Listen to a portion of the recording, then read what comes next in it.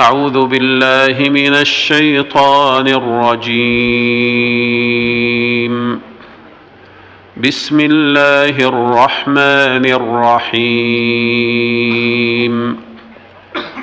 يا أيها الذين آمنوا اتقوا الله حق تقاته ولا تموتن إلا وأنتم مسلمون.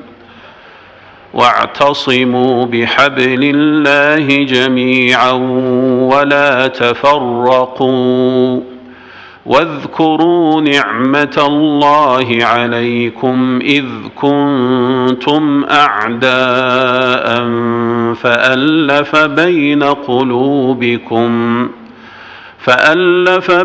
قلوبكم فأصبحتم بنعمته إخوانا وكنتم على شفا حفرة من النار فأنقذكم منها. كذلك يبين الله لكم آياته لعلكم تهتدون.